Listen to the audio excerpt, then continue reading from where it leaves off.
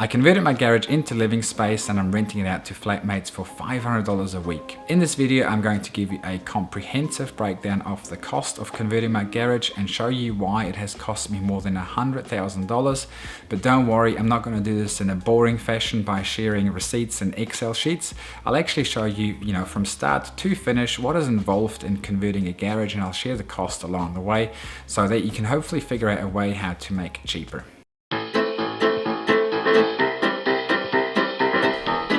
Here in the garage conversion.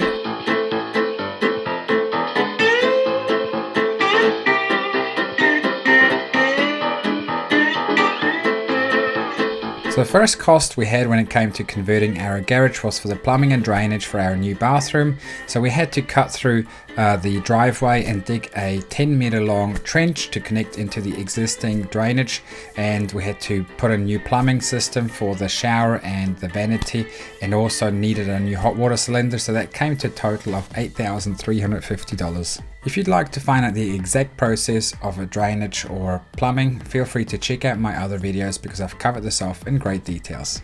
After the drainage was in, the next step was to close it all up again with some concrete.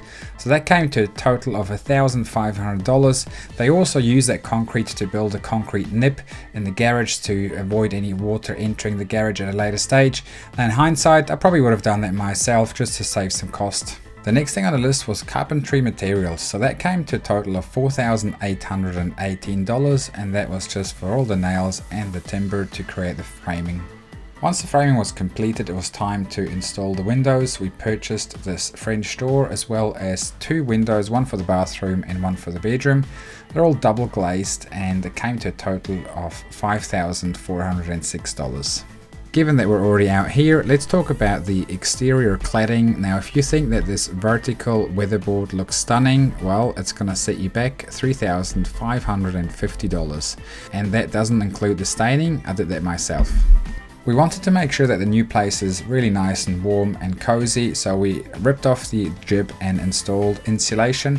The insulation itself was quite cheap. Actually, the builder provided it for us, but I think it would have cost me about $400 or $500 in materials, and I cut it to size myself and installed it.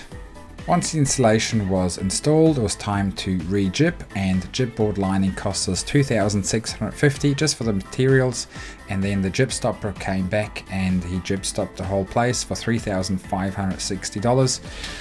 So this is what they use, this piece of paper between the ceiling and the walls. That goes up here, and then it will look like this. The jib stoppers also closed the old big light holes, so you can see some patches there in the walls. My electrical work came to $5,495. That includes labor and materials for all the light fitting, switchboard plus power plugs. So I had mates rates, so that's why it's probably lower than if you were to go out to the market, but yeah, you have to factor that in. That's a major cost. Before we could paint, we had to prepare the surface, close all the gaps and holes. Then we were able to prime, and once that was dry, we painted the walls, a couple of layers. So I had help, I had a painter. I gave him $1,200 for his work. That's labor only, and I painted a bit myself too, and that doesn't include the paint. I'll cover that off at the end. I remember being really excited at this stage because it felt more like a house versus a garage. It was really nicely painted. It started looking good, and the next step was just to put down the flooring. So we purchased about 30 square meters of laminate flooring at Bunnings for $600 and $200 for the underlay. We managed to install it ourselves. Never done this before. It's actually quite simple, and it only took us about a Sunday afternoon. So we went for roller blinds over curtains, and to save on cost, I cut this to size myself. So it's quite easily done actually. So you just have to cut the cloth, and then you have to cut the poles as well with a miter saw and install it. So we got the cost down to just under $100 per roller blind and installed 5 of them. So total cost of $494. So these were the tools that I used to install and resize these roller blinds. So it's basically just a miter saw, screwdriver, a measure tape, pencil and a sharp knife. We lived in so many rental properties with shitty wardrobes with no shelving, and I really wanted to provide a nice wardrobe to the new flatmate slash tenant, and I didn't want to spend a lot of money, so I just bought these boards and cut them to size myself, and this cost me about $400. At this point in the journey, I was a bit tired of the whole renovation, but this outside area had to be addressed. It didn't really blend in with the whole new build, so I removed the topsoil, put a weed mat down and white chip stone, and wow, it looked so good so quick. I finished it off with some nice pots and plants, and it ended up looking like a hotel entrance versus a scrubby old backyard, and this whole project cost me about $500. I'm a big fan of barn doors, but again, I don't want to spend a lot of money, so I used some bed slats that I found in the hardware store, screwed them together, and this whole setup cost me less than $200. So once you start renovating, it's like a vicious cycle, because in contrast, everything else looks really poor. So we had to update this laundry, and I've got a separate video on this, how I've achieved this laundry for less than $1,500.